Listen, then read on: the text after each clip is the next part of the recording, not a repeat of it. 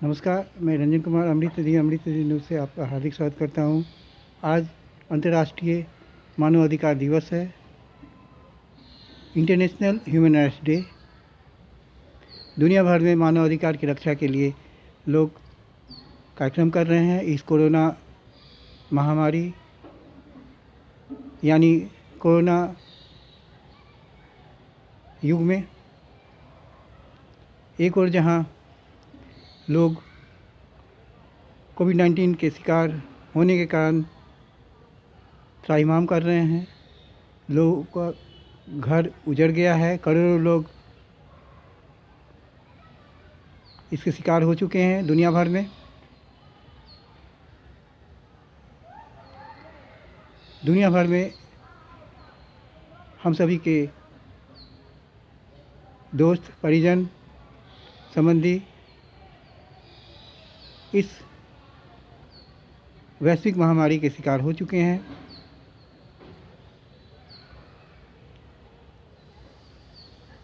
दो 2020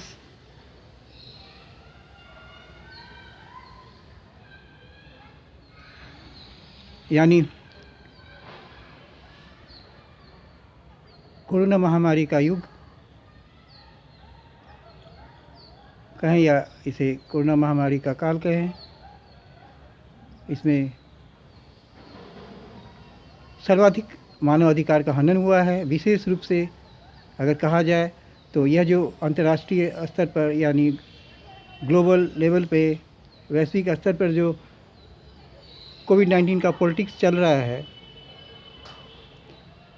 जिसके शिकार लोग हो रहे हैं, इस कारण से सबसे अधिक मानवाधिकार का हनन हुआ है। विशेष रूप से इस कोरोना काल में भी लोग जो हैं वो मानवता को भूल गए हैं, इंसानियत को भूल चुके हैं और अपराध जो है वो बढ़ा है, घटा नहीं है।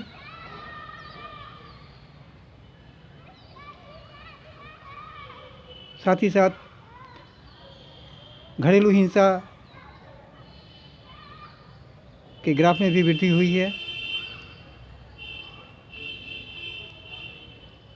रही बात मानव अधिकार की रक्षा कैसे हो, इसके लिए सबसे अधिक ज़रूरी है कि हम वेदों की ओर लौटें, इंसानियत को पहचानें, मानव बनकर इंसानियत को बचाएं।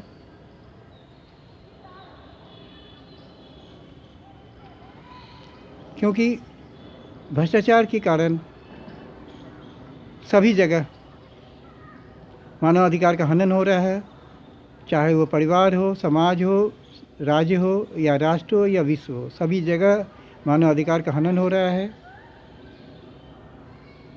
लोगों को अब पुलिस व्यवस्था पर से विश्वास हट गया है, सीबीआई पर से भी विश्वास हट गया है।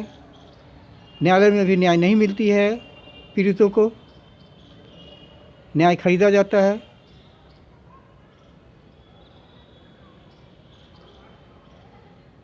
पीड़ित लोग जाए तो जाए कहाँ? मानवाधिकार का जो हनन हो रहा है, जो कि बढ़ता ही जा रहा है, मानवाधिकार का हनन, चाहे वो सरकारी विभाग हो, कोई भी विभाग हो, सबसे अधिक मानवाधिकार का हनन अगर होता है तो वह पुलिस स्टेशन पर होता है, जहाँ की पीड़ितों के साथ दुश्मन की तरह व्यवहार किया जाता है, अपराधियों की तरह मित्रवत व्यवहार किया जाता है। न्यायालय में तो न्याय नहीं ही मिलती है, क्योंकि स्नेल स्पीड की गति से जजमेंट होता है। मानवाधिकार की रक्षा करने के लिए हम सभी को खुद को बदलना होगा। हम बदलेंगे, युग बदलेगा, हम सुधरेंगे, युग सुधरेगा। पंडित श्री राम शर्मा आचार्य का यह कथन है, जिसे हमें अपनाना होगा। हमें खुद में बदलाव लाना होगा, मानव बनकर इंसानियत को बचाना होगा। साथ ही साथ अखिल भारतीय संत मत सत्संग के संस्थापक आचार्य सदगुरु महर्षि में ही परमहंस जी महाराज का विश्व प्रसिद्ध एक संदेश है जिसमें कहा गया है, सत्संग नित्य और ध्यान नित रहिए कर संलग्न व्यभिचार चोरी नशाएं से छूट करना चाहिए। हमें 5 महापापों से बचकर रहना चाहिए।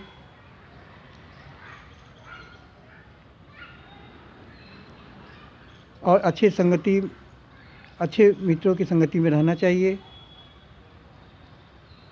जो ज़रूरतमंद है उनकी मदद करनी चाहिए यथाशक्ति।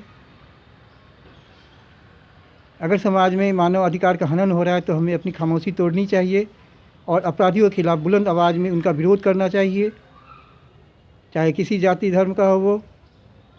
साथ ही साथ पुलिस विभाग में जो बहाली होती है उसमें भी इंसानों की ही बहाली होनी चाहिए, शैतानों की नहीं, क्योंकि मानव अधिकार की रक्षा करने के लिए सबसे पहले पुलिस रिफॉर्म ज़रूरी है। साथ ही साथ राजनीति में का जो अपराधीकरण हो रहा है उस पर भी नियंत्रण ज़रूरी है।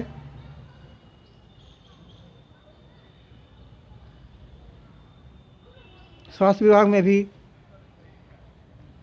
उसी छात्रों को एडमिशन देनी चाहिए जिसमें इंसानियत हो, और जो इंसानियत के साथ मानवता की सेवा करे उन्हें ही MBBS की डिग्री दी जानी चाहिए।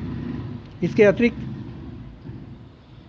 लॉ की डिग्री भी जो है वो वैसे ही छात्रों को दी जानी चाहिए जो कि इंसानियत के साथ न्याय के लिए संघर्ष करेगा और पीड़ितों को न्याय दिलाएगा।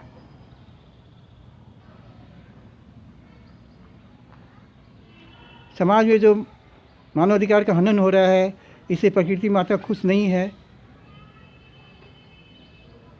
और मानव अधिकार का हनन का जो ग्राफ बढ़ता ही जा रहा है ये बहुत ही चिंता की बात है। इसके लिए जो ईमानदार पत्रकार हैं और समाजसेवी हैं और सामाजिक सेवा को समर्पित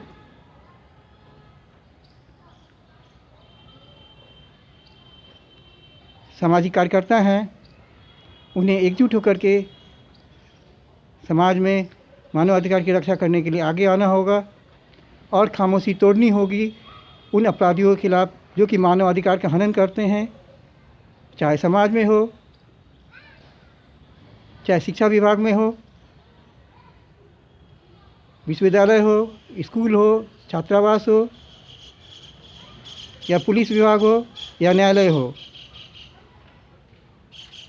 मानव अधिकार की रक्षा के लिए, इंसानियत को बचाने के लिए हमें ऐसे लोगों का जमकर विरोध करना चाहिए।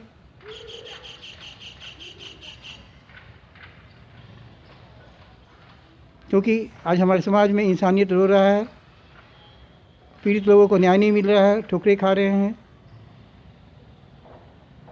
लेकिन जो अपराधी हैं, जो मानव अधिकार का हनन करते हैं, उन्हें यह समझ में नहीं आता है कि ईश्वर के दरबार में न्याय है। पाप पुण्य का लेखा जोखा भगवान चित्ररूप जो हैं वो लिखते हैं सभी का, चाहे वो संत हो, साधु हो या अपराधी हो, क्रिमिनल्स हो, सभी का लेखा जोखा लिखा जाता है। और इसमें कोई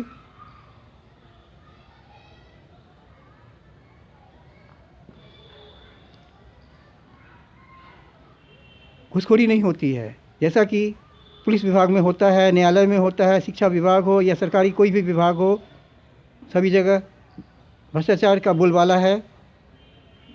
लेकिन भगवान के दरबार में भ्रष्टाचार नहीं है, वहाँ घूसखोरी नहीं है। इसलिए हम सभी को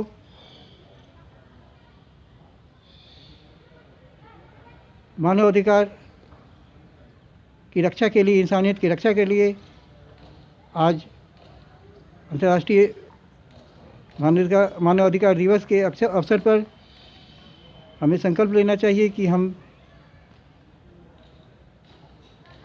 मानव अधिकार की रक्षा करते हुए, मानवता की रक्षा करते हुए भारत माता की सेवा करेंगे और भ्रष्टाचार को ना कहेंगे और मानव अधिकार का हनन करने वाले का जमकर विरोध करेंगे, खामोशी तोड़ेंगे।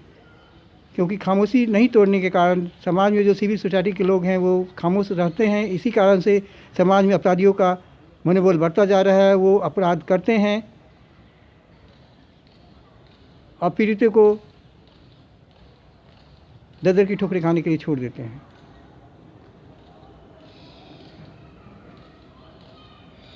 और ऐसे अपराधियों को भले ही वो आज वो खुश हो, लेकिन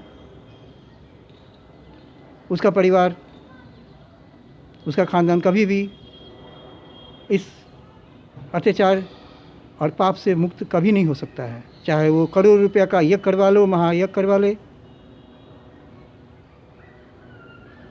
या दान कर दे, या गंगा स्नान कर ले, या सभी तीर्थाटन कर ले, लेकिन जो मानव को सताएगा, जो अत्याचार करेगा, उस पाप से, उस महापाप से कभी उसकी मुक्ति नहीं हो सकती है।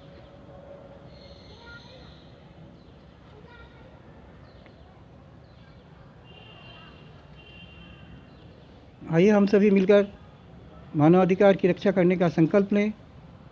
चाहे बालिका अधिकार हो, बाल अधिकार हो, महिला अधिकार हो, युवा अधिकार हो या दिव्यांग अधिकार हो, हम सभी मानवाधिकार की रक्षा करेंगे और भारत माता की सेवा करेंगे।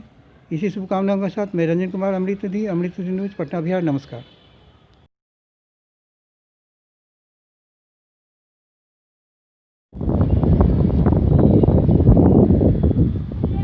भारत माता की जय, भारत माता की जय। वंदे मातरम, वंदे मातरम, वंदे मातरम। जय हिंद, जय हिंद।